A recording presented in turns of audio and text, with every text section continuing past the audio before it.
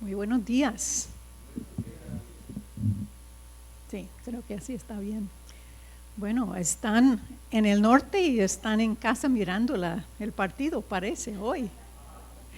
Rara vez que he visto la iglesia tan vacía como hoy. Pero en este mes de Adviento, esperando la llegada de Jesús, hemos estado mirando diferentes tradiciones ticas que corresponden con nuestra celebración de Navidad y hemos estado relacionando todas esas costumbres con las velas de Adviento, de la corona de Adviento. Entonces, vamos a ir pensando un poco lo que hemos hecho hasta el momento. La primera semana hablamos de la importancia de la familia y de celebrar en familia durante tiempo de Navidad. Pero el pastor Roberto nos advirtió que cuando tenemos todas esas expectativas y esperanzas para Navidad, para lo que va a pasar, para nuestra vida, para el año nuevo, tenemos que tener cuidado de no imponer esas expectativas sobre la familia para ir creando estrés, sino más bien llevar todas esas esperanzas a Dios. Luego, hablamos de la primera vela, que voy a encender las 3 ahorita. La segunda vela de justicia, hablamos de algo muy esperado para todos, el aguinaldo, para los que reciben, pero el hermano Henry nos recordó que cómo usamos nuestro dinero tiene mucho que ver con nuestra expresión cristiana y que no se puede separar las dos cosas, que tenemos que trabajar lo del dinero con sabiduría y con generosidad. La tercera semana, el pastor Roberto nos habló de las fiestas de Navidad, pero nos llevó a Deuteronomio 16, donde da como un patrón para una fiesta donde también es algo con base en un gozo duradero, un gozo que está basado en nuestra fe y que no es una cosa ligera. Entonces la tercera vela del Adviento es el gozo y voy a ir encendiendo esas 3.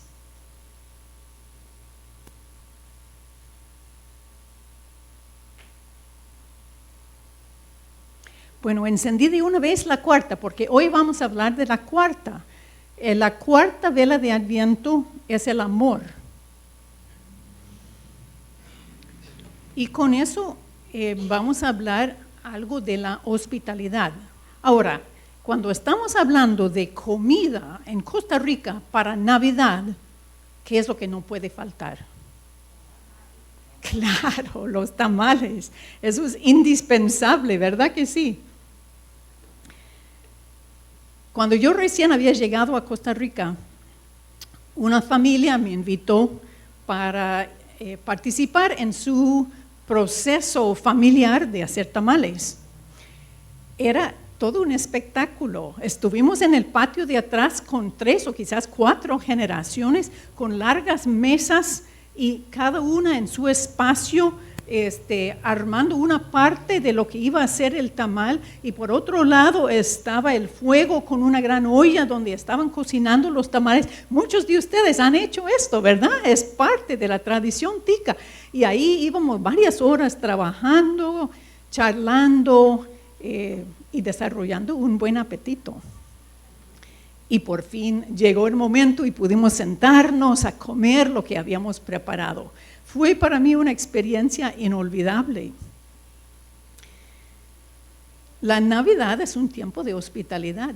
Hace unos años, unas vecinas mías me invitaron a un rezo del niño. Yo ni sabía lo que era, nunca había escuchado de eso, pero fui. Y de esa experiencia hemos establecido una amistad que ha durado durante muchos años. Hace poco que invité a unas amigas para un cafecito navideño. Varias de ellas no se habían visto en un año. Entonces era un tiempo de reencuentro muy bonito y pasamos muy lindo. Es que la Navidad nos da pretextos para la hospitalidad y para el compañerismo. Cuando yo miro las fotos de mi historia, me doy cuenta que una gran cantidad de las fotos van alrededor de una mesa de comida, ¿verdad que sí? No es que paso todo mi tiempo comiendo, pero es que esos son los eventos especiales que siempre queremos recordar con la cámara. Yo creo que si tuviéramos un álbum de fotos de la vida de Jesús, sería igual. Comida tras comida tras comida. Hasta le acusaban de que él solo pasaba comiendo, ¿verdad? Pero alguien dijo, Jesús no dirigió proyectos, no estableció ministerios, no organizó eventos. Lo que hizo Jesús era compartir comidas. Es que la comida es el símbolo más universal de compañerismo, de comunidad, de hospitalidad. Y es una de las características del reino de Dios. Me parece que la hospitalidad es la razón de ser de la iglesia. La hospitalidad nace en el corazón de Dios. ¿Qué es el evangelio? Es Dios invitándonos a ser parte de su familia, a sentarnos en su mesa, a entrar en su casa, a pertenecer. La esencia del evangelio es la hospitalidad. Y es una parte muy importante del ministerio de Jesús. Solo vamos a tomar un ejemplo de un evento bastante llamativo que lo cuenta la misma persona que participó en el evento, Mateo. Dice así: mientras caminaba, Jesús vio a un hombre llamado Mateo, sentado en su cabina de cobrador de impuestos. Sígueme y sé mi discípulo, le dijo Jesús. Entonces Mateo se levantó y lo siguió. Más tarde, Mateo invitó a Jesús y a sus discípulos a una cena en su casa, junto con muchos cobradores de impuestos y otros pecadores de mala fama. Cuando los fariseos vieron esto, preguntaron a los discípulos, ¿por qué su maestro come con semejante escoria? Cuando Jesús los escuchó, les dijo, la gente sana no necesita médico, los enfermos sí. Luego añadió, ahora vayan y aprendan el significado de la siguiente escritura. Quiero que tengan compasión, no que ofrezcan sacrificios. Pues no he venido a llamar a los que se creen justos, sino a los que saben que son pecadores. Jesús vio a Mateo y le invitó a seguirle. Suena bonito, pero hay que reconocer lo radical, lo chocante que era esto para toda la gente que estaba alrededor.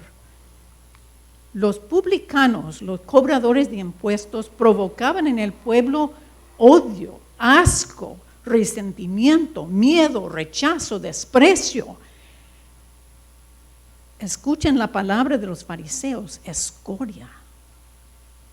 Probablemente Mateo tenía una mesa en la entrada a la ciudad de Capernaum, que es donde estaba viviendo Jesús. Y cada persona que entraba tenía que pasar por ahí y él revisaba los bultos que tenía.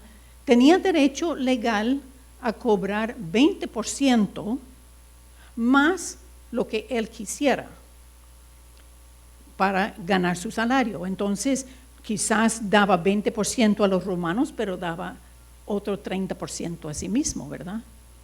Y si la gente no podía pagar, él mismo podía prestarles el dinero a unos intereses exorbitantes.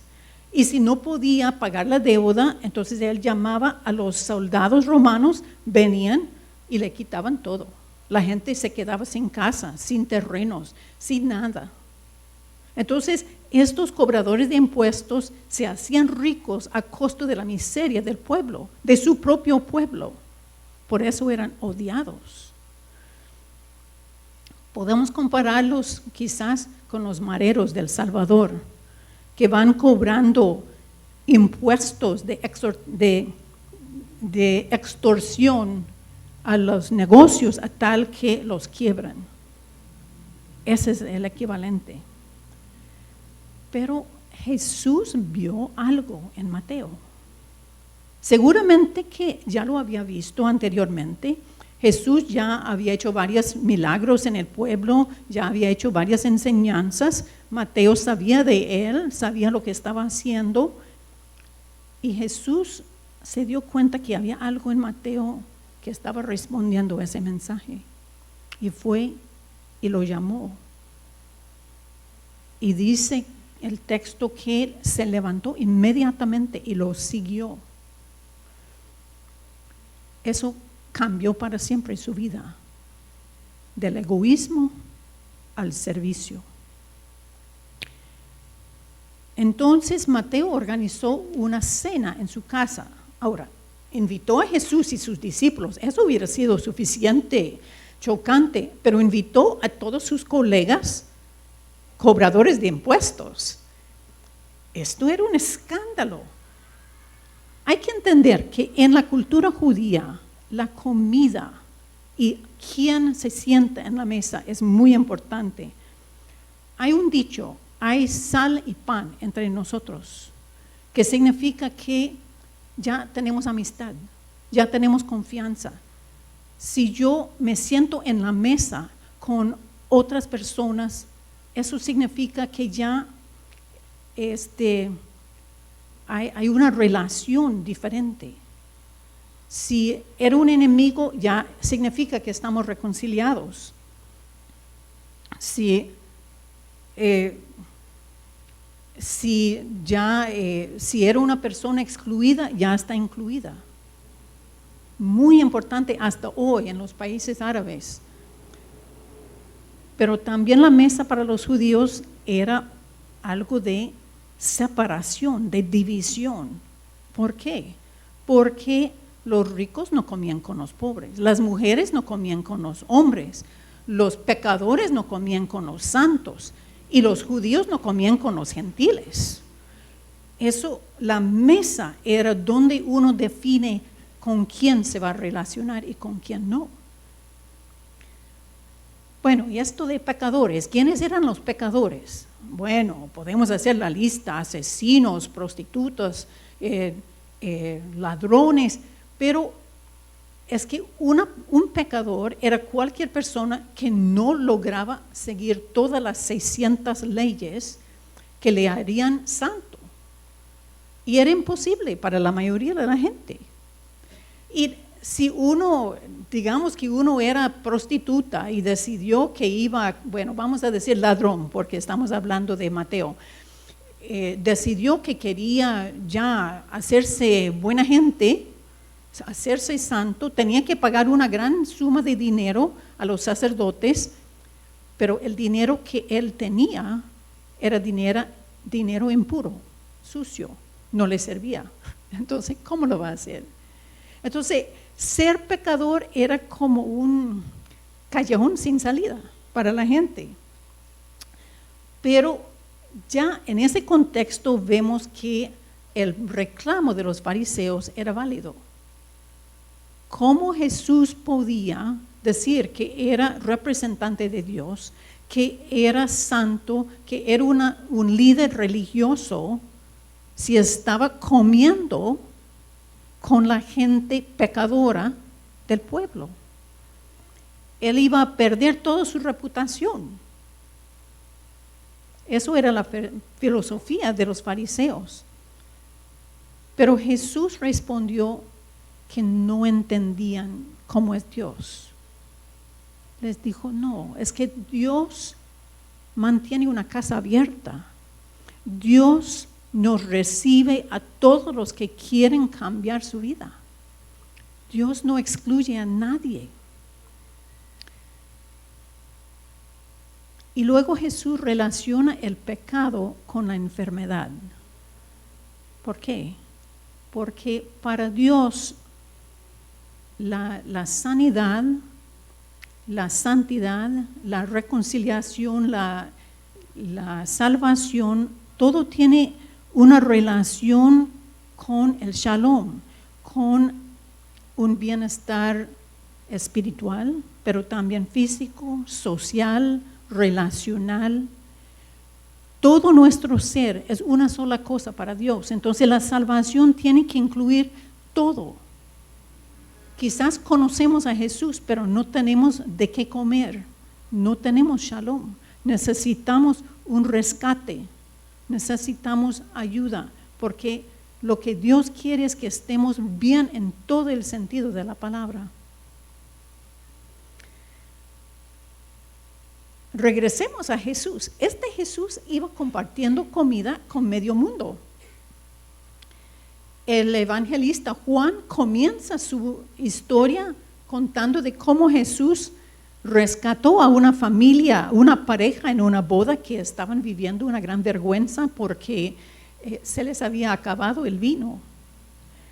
Luego Lucas cuenta que Jesús es invitado a la casa de un fariseo y ahí llega una prostituta y él trata a los dos por igual, con respeto y con amor, porque no hace distinción de personas.